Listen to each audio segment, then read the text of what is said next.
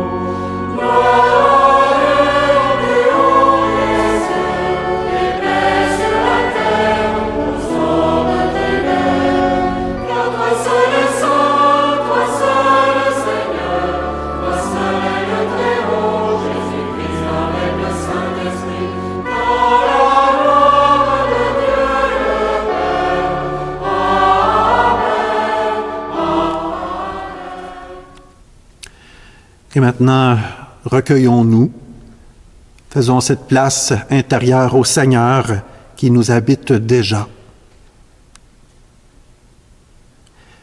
Nous te louons, Père, avec toutes tes créatures qui sont sorties de ta main puissante.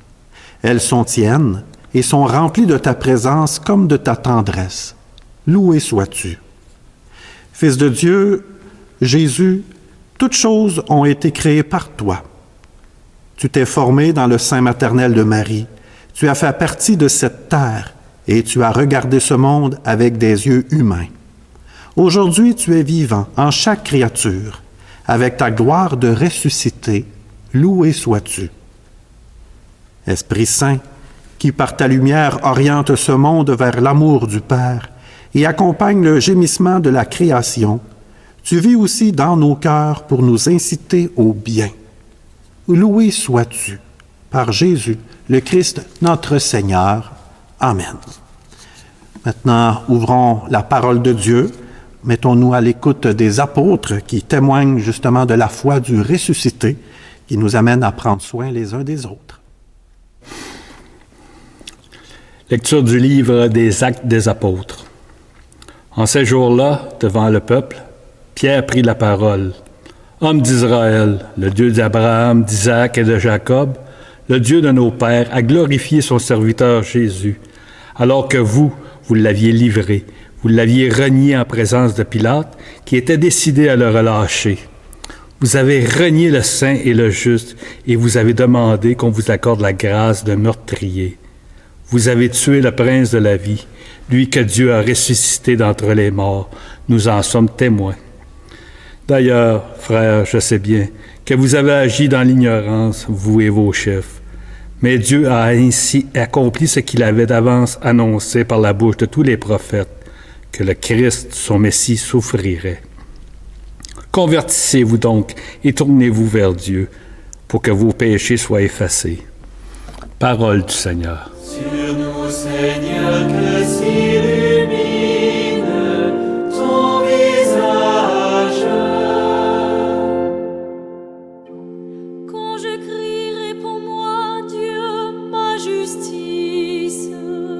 Toi qui me libères dans la détresse, pitié pour moi, écoute ma prière. Sachez que le Seigneur a mis à part son fidèle, le Seigneur entend quand je crie vers lui. Beaucoup demandent qui nous fera voir le bonheur. Sur nous, Seigneur, que s'illumine ton visage.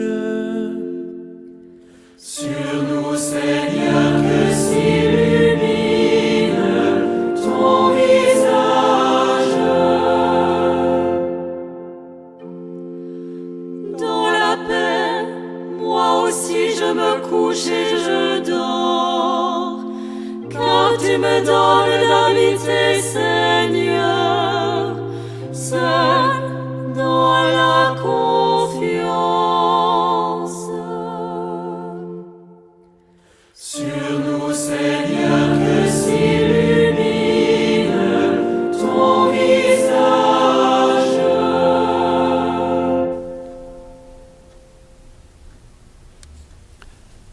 Aujourd'hui, bien des personnes nous lancent des appels pour prendre soin de l'environnement, pour protéger la nature, pour éveiller nos cœurs et nos consciences à la question du climat, de la terre et de l'humanité.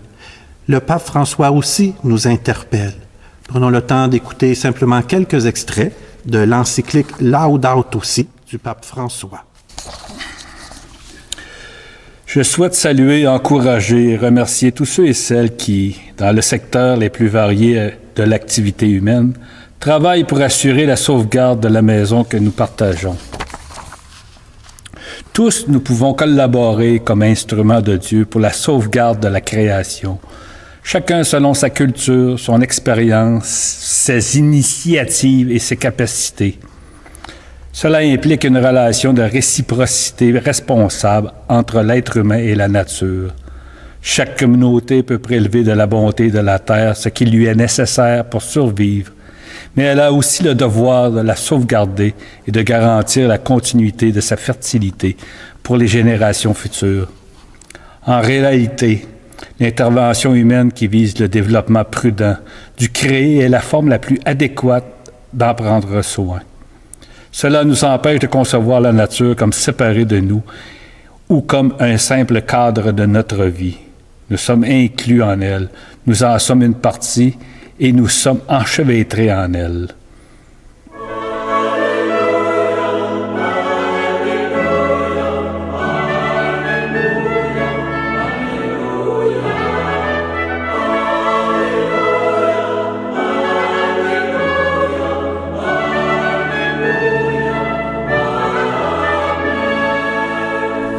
Le Seigneur soit avec vous et avec votre esprit.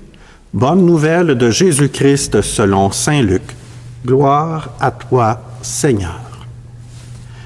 En ce temps-là, les disciples qui rentraient d'Emmaüs racontaient aux 11 apôtres et à leurs compagnons ce qui s'était passé sur la route et comment le Seigneur s'était fait reconnaître par eux à la fraction du pain. Comme ils en parlaient encore, lui-même fut présent au milieu d'eux et leur dit « La paix soit avec vous ». Saisis de frayeur et de crainte, ils croyaient voir un esprit. Jésus leur dit « Pourquoi êtes-vous bouleversés? Et pourquoi ces pensées qui surgissent dans votre cœur? Voyez mes mains et mes pieds, c'est bien moi. Touchez-moi, regardez. Un esprit n'a pas de chair ni d'os comme vous constatez que j'en ai, moi. » Après cette parole, il leur montra ses mains et ses pieds.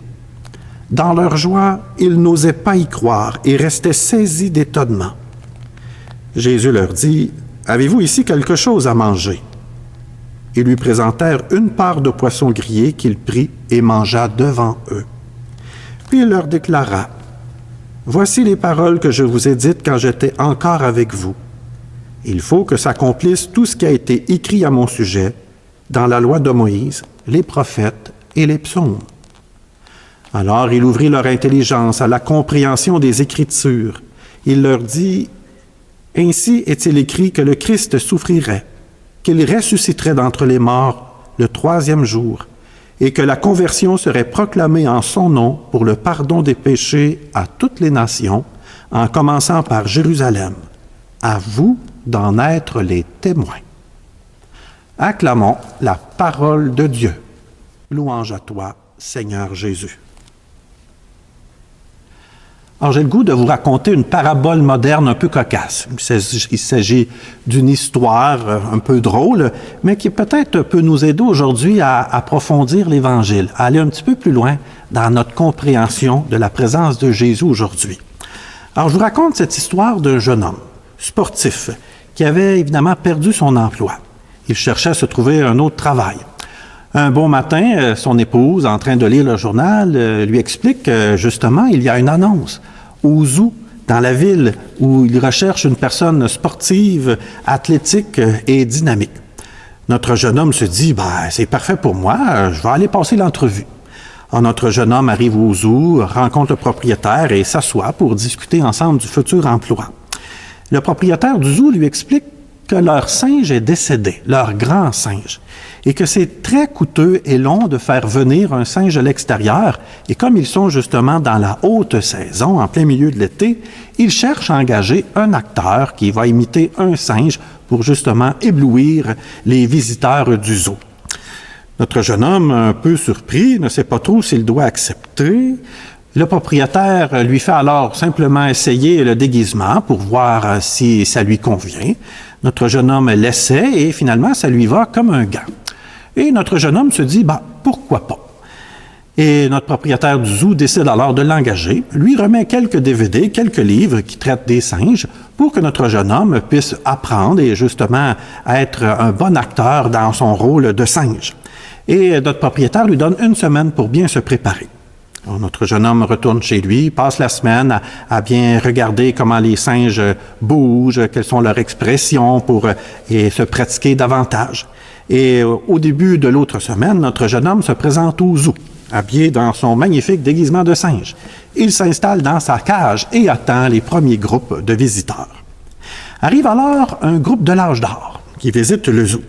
Il se présente devant la cage du singe et nos visiteurs commencent à faire des babayes à notre singe dans sa cage. Notre jeune homme, dans son déguisement un peu nerveux, répond aux visiteurs en envoyant lui aussi à son tour la main. Nos visiteurs sont tout encouragés, le singe leur a répondu. Alors, nos visiteurs, les personnes âgées, décident d'interpeller le singe pour qu'il se mette à faire des roulades et des pirouettes. Ce à quoi notre acteur décide d'obtempérer. Il décide donc de rouler par terre, il fait des pirouettes et il amuse évidemment sa nouvelle audience. Notre jeune homme déguisé en singe prend davantage d'assurance. Il est encore de plus en plus motivé par ce groupe de personnes qui l'encouragent encore davantage. Or, notre jeune homme grimpe sur le rocher qu'il y a dans sa cage. Il attrape une liane et pour en mettre plein la vue à son nouvel auditoire, décide de s'élancer dans le vide, agrippé après cette liane tel un Tarzan dans la jungle. Mais notre jeune homme a mal calculé son coup. Il a pris une telle élan qu'il va virer trop loin et finalement va passer par-dessus les murs de sa cage pour tomber dans la cage voisine. Notre jeune homme, un peu abasourdi, se relève et il se rend compte qu'il est dans la cage du lion. Oh oui! Notre lion, qui dormait alors paisiblement comme un gros pacha dans son coin, se lève et commence à s'approcher tout doucement de notre homme singe. Notre homme se dit qu'il voulait bien se déguiser en singe pour gagner sa vie, mais qu'il ne voulait pas mourir. Alors il cherche à s'évader, à trouver une issue, mais il est dans une cage, il ne le peut pas. Notre lion s'approche de plus en plus de lui et commence à grogner. Oh là là, alors là, notre homme singe se dit que c'en est fini. Il décide d'appeler à l'aide. « Au secours! Au secours! » Et une voix se fait entendre de l'intérieur du lion et dit « Tais-toi donc, tu vas nous faire reconnaître, on va perdre notre job. » Et oui, il y avait dans le lion également un acteur qui était déguisé à son tour. Mais notre ami déguisé en singe n'avait pas reconnu qu'il y avait bel et bien un être humain de déguisé en lion. Il n'avait pas reconnu qu'il y avait quelqu'un dans le lion. Peut-être vous vous dites, c'est quoi le rapport de cette histoire avec l'Évangile d'aujourd'hui? Il me semble que le lien n'est pas si évident que ça. Et pourtant, dans l'Évangile d'aujourd'hui, les disciples ne reconnaissent pas Jésus. Ils le prennent d'abord pour un esprit. Jésus va devoir manger un morceau de poisson devant eux, leur montrer ses plaies et même demander que les apôtres le touchent pour que finalement ils reconnaissent qu'il s'agit bel et bien de Jésus. Les récits d'apparition de Jésus après la résurrection vont un peu dans le même sens. Souvent, les premiers témoins ne reconnaissent pas Jésus. Pensons à Marie-Madeleine, au jardin du tombeau de Jésus, qui va d'abord le prendre pour le jardinier. Pensons aux disciples d'Emmaüs qui font route depuis Jérusalem vers Emmaüs et qu'un inconnu va finalement faire route avec eux. Les disciples d'Emmaüs ne vont pas le reconnaître et vont même lui expliquer tout ce qui s'est passé à Jérusalem. Mais ce sera seulement rendu le soir autour de la table lorsque Jésus va rompre le pain qu'ils vont le reconnaître. Plusieurs fois, Jésus apparaît après sa résurrection et les gens ne le reconnaîtront pas. Jésus, pourtant, même après sa résurrection, est bien vivant, bien réel, avec un corps.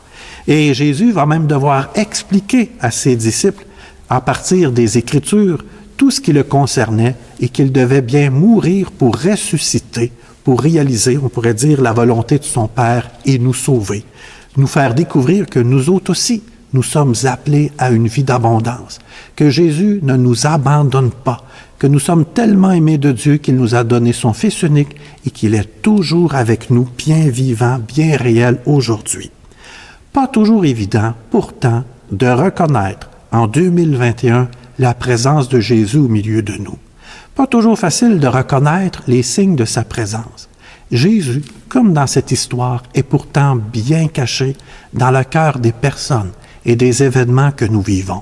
Il s'agit d'aiguiser notre regard, d'être davantage attentif pour reconnaître que le Seigneur Jésus est souvent au cœur des événements que nous vivons. Il est bien caché, mais il faut le découvrir, il faut le reconnaître. Parfois, c'est une personne qui arrive dans notre vie au bon moment.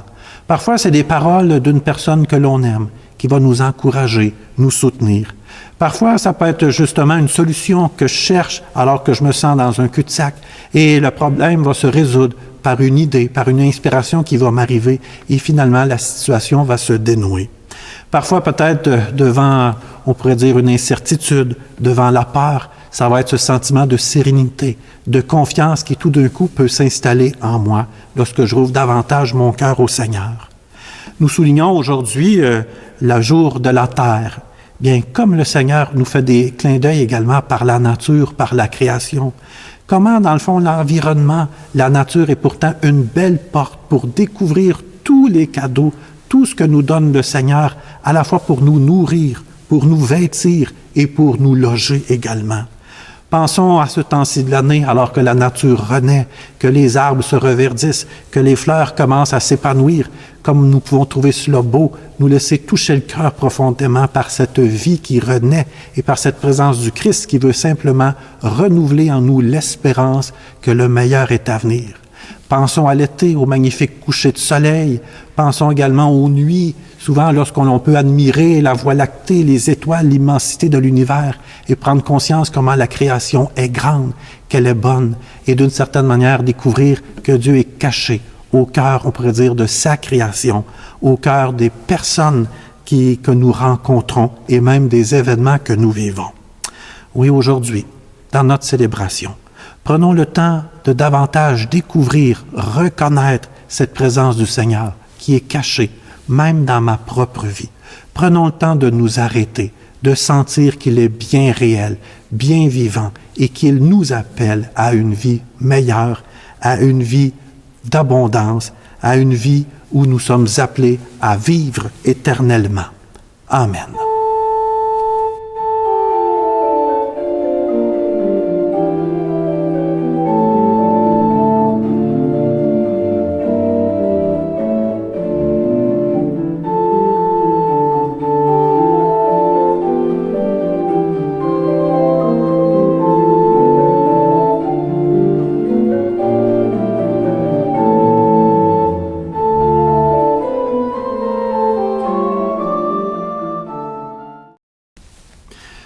Proclamons notre foi. Osons dire en qui nous croyons, en Dieu Père, Fils et Esprit. Reconnaissons celui qui nous a donné toute la création et nous interpelle pour en prendre soin. Je crois en Dieu, le Père Tout-Puissant, Créateur du ciel et de la terre, et en Jésus-Christ, son Fils unique, notre Seigneur, qui a été conçu du Saint-Esprit, est né de la Vierge Marie, a souffert sous Ponce Pilate, a été crucifié, est mort et a été enseveli, est descendu aux enfers, le 3e jour est ressuscité des morts, est monté aux cieux, est assis à la droite de Dieu le Père Tout-Puissant, d'où il viendra juger les vivants et les morts. Je crois en l'Esprit Saint, à la Sainte Église catholique, à la communion des saints, à la rémission des péchés, à la résurrection de la chair, à la vie éternelle. Amen. Le Christ a invité ses disciples à prier son Père en toute confiance et avec ferveur. Nous aussi, maintenant, confions au Seigneur nos intentions de prière et nous répondrons après chacune d'entre elles, « Seigneur, fais grandir nos projets. » Seigneur Dieu, pour les projets des jardiniers et agriculteurs, afin que les semences qu'ils déposent en terre dans leurs serres et sur la terre agricole soient le présage d'une production prolifique à la hauteur de leurs attentes, prions le Seigneur. Seigneur, fais grandir nos projets. Seigneur Dieu, pour les projets de nos jeunes, afin que leur espoir et leur effort académique puissent germer et grandir enfin de nourrir leur foi, leur ambition et leur vie, prions le Seigneur. Seigneur, fais grandir nos projets. Seigneur Dieu, pour le projet de nos églises vertes, afin que nous puissions marcher ensemble en faisant des pas pour un environnement plus sain et pour la conservation de notre planète afin qu'elle soit viable pour toute espèce de vie et pour les générations futures, prions le Seigneur. Seigneur, fais grandir nos projets. Prenons maintenant le temps de confier nos intentions personnelles au Seigneur. Les personnes autour de nous qui ont besoin que l'on prie pour elles, qui se sont confiées à nous. Confions l'environnement, la création tout entière et surtout les personnes qui ont à en prendre soin, les personnes, nos décideurs qui ont à prendre des décisions justement pour la sauvegarde de l'environnement. Confions justement toutes nos intentions personnelles avec cette assurance que Dieu est attentif à nos demandes.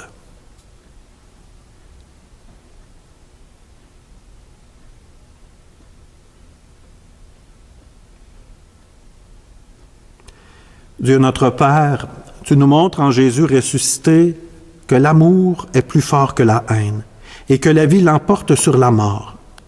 Renouvelle nos cœurs afin qu'ils accueillent avec joie le monde nouveau, inauguré par Jésus, ton Fils, qui vit et règne avec toi et l'Esprit pour les siècles des siècles. Amen. Dans l'Eucharistie maintenant qui va suivre, prions justement pour rendre grâce au Seigneur pour toute la création qu'il nous donne, pour nous sensibiliser justement à cette beauté de tout l'univers.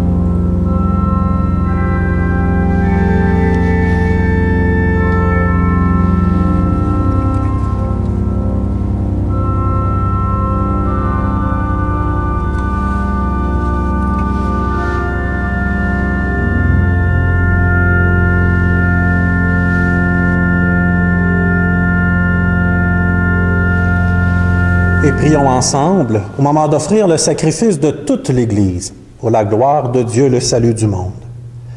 Accueille, Seigneur, les dons de ton Église en fête. Tu es à l'origine d'un si grand bonheur qu'il s'épanouisse en joie éternelle par Jésus, le Christ notre Seigneur. Amen. Le Seigneur soit avec vous et avec votre esprit. Élevons notre cœur, nous le tournons vers le Seigneur. Et rendons grâce au Seigneur notre Dieu. Cela est juste et bon. Vraiment, il est juste et il est bon de te glorifier, Seigneur, en tout temps, mais plus encore en ces jours où le Christ notre Pâque a été immolé. Grâce à lui se lèvent des enfants de lumière pour une vie éternelle, et les portes du royaume des cieux s'ouvrent pour accueillir les croyants. Oui, nous te rendons gloire, car sa mort nous a franchis de la mort, et dans le mystère de sa résurrection, chacun de nous est déjà ressuscité. C'est pourquoi le peuple des baptisés, rayonnant de la joie pascale, exulte par toute la terre, tandis que les anges dans le ciel chantent sans fin l'hymne de ta gloire.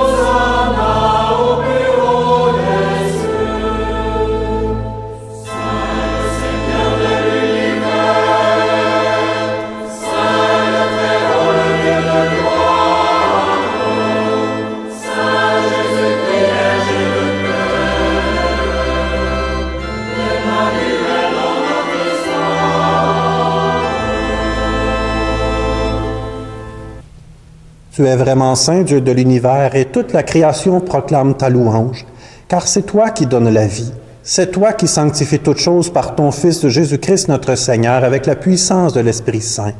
Et tu ne cesses de rassembler ton peuple afin qu'il te présente partout dans le monde une offrande pure. C'est pourquoi nous voici rassemblés devant toi.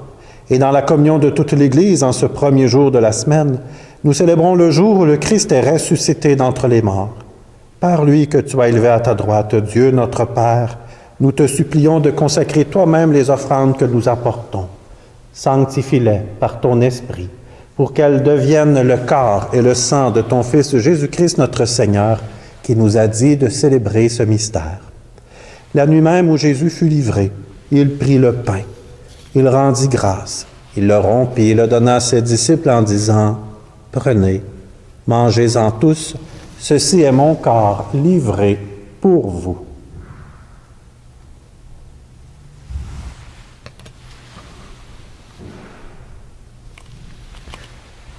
De même, à la fin du repas, Jésus prit la coupe, de vous le rendit grâce et la donna à ses disciples en disant, « Prenez et buvez-en tous, car ceci est la coupe de mon sang, le sang de l'alliance nouvelle et éternelle qui sera versé pour vous et pour la multitude en rémission des péchés. Vous ferez cela en mémoire de moi. »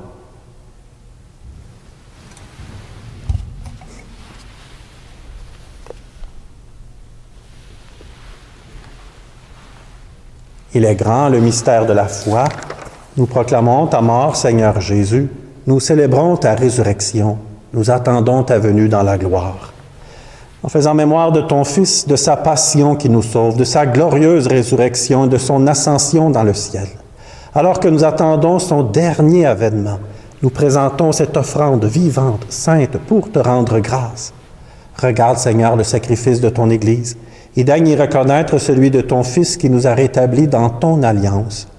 Quand nous serons nourris de son corps et de son sang et remplis de l'Esprit Saint, accorde-nous d'être un seul corps et un seul esprit dans le Christ. Que l'Esprit Saint fasse de nous une éternelle offrande à ta gloire, pour que nous obtenions un jour les biens du monde à venir, auprès de la Vierge Marie, la bienheureuse Mère de Dieu, avec les apôtres, les martyrs, Sainte Victoire et tous les saints et saintes qui ne cessent d'intercéder pour nous. Et maintenant, nous te supplions, Seigneur, par le sacrifice qui nous réconcilie avec toi, étends au monde entier le salut et la paix. Affermis la foi et la charité de ton Église au long de son chemin sur la terre. Veille sur ton serviteur, le pape François, notre évêque André, sur l'ensemble des évêques, les prêtres, les diacres et tout le peuple des rachetés. Écoute les prières de ta famille assemblée devant toi et ramène à toi, Père très aimant, tous tes enfants dispersés. Nous prions pour nos frères et sœurs défunts, pour toutes ces personnes qui ont quitté ce monde et dont tu connais la droiture. Reçois-les, Seigneur, dans ton royaume. Nous espérons être comblés de ta gloire, tous ensemble et pour l'éternité, par le Christ notre Seigneur, par qui tu donnes au monde toute grâce et tout bien. Par lui, avec lui et en lui, à toi, Dieu le Père Tout-Puissant, dans l'unité du Saint-Esprit, tout honneur et toute gloire pour les siècles des siècles. Amen. Dans la confiance, prions, comme Jésus lui-même nous l'a appris. Notre Père qui es aux cieux, que ton nom soit sanctifié, que ton règne vienne, que ta volonté soit faite sur la terre comme au ciel. Donne-nous aujourd'hui notre pain de ce jour.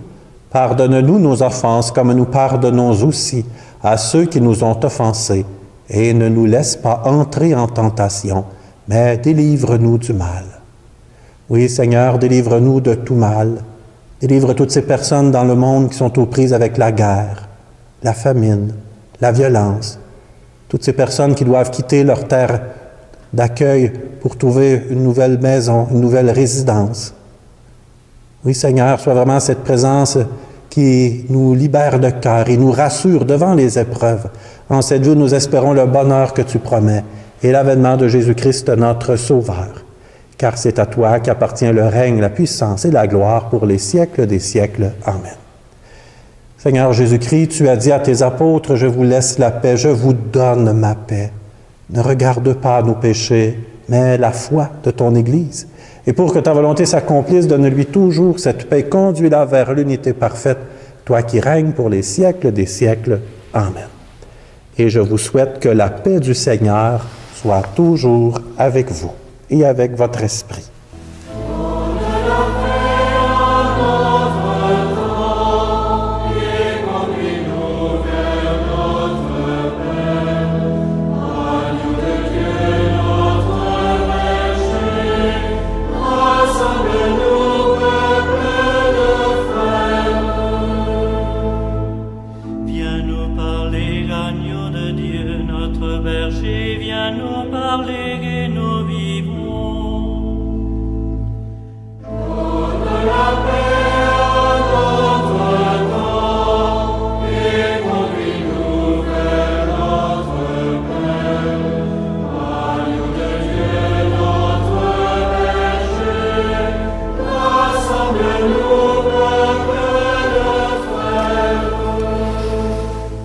Heureux, les invités au repas du Seigneur, le voici l'agneau de Dieu, celui qui enlève le péché du monde.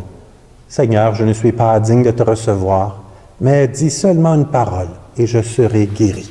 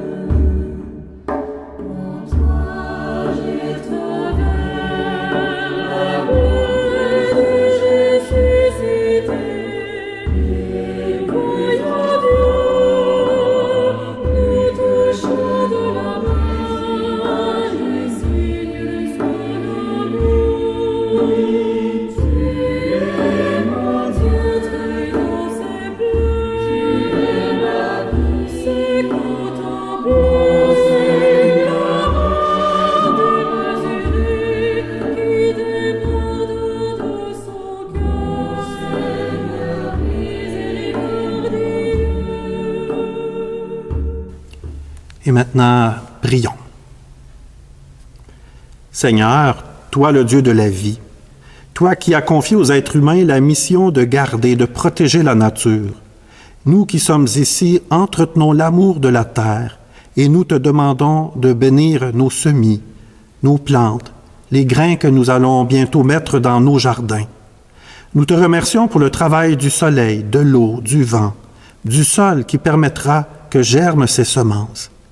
Merci Seigneur de bénir jardiniers, jardinières, agriculteurs, agricultrices et tous les artisans de la terre. Nous te le demandons par Jésus, le Christ, notre Seigneur. Amen. Alors, je vous rappelle à tous les mercredis ce temps de célébration autour de la parole que vous pouvez suivre sur notre site Facebook ou sur notre page web. Je vous interpelle évidemment, si vous le pouvez, toujours à nous supporter à travers un don. En visitant également notre site web, vous pouvez faire un don en ligne, ce don nous permet de continuer nos œuvres pastorales. En ce jour où nous soulignons également le jour de la Terre, je veux également vous faire remarquer que du côté de l'Église Notre-Dame de l'Assomption, nous nous préparons à nouveau à faire un grand jardin communautaire pastoral, un jardin que les jeunes viennent entretenir et parfois même des paroissiens, paroissiennes. Ces légumes, ces fruits également qui sont cultivés par la suite, qui sont remis l'automne à toutes sortes de personnes qui en ont besoin, dans le fond, qui servent à nourrir justement des gens d'ici. Alors, c'est un projet que nous faisons depuis quelques années et qui nous a permis de développer des partenariats ici dans les Bois-Francs avec les Incroyables Comestibles, avec quelques partenaires également aussi. Alors, si des fois vous en entendez parler ou si vous souhaitez venir mettre les mains dans la terre, ben vous serez les bienvenus. C'est France Boutin, l'agent de pastoral, qui s'occupe de ce beau projet. Je vais maintenant demander au Seigneur de nous bénir. Le Seigneur soit avec vous et avec votre esprit. Que Dieu Tout-Puissant vous bénisse, le Père, le Fils et le Saint-Esprit. Amen. Et maintenant, allez et demeurez dans la paix et la joie du Christ. Nous rendons grâce à Dieu. Bonne semaine.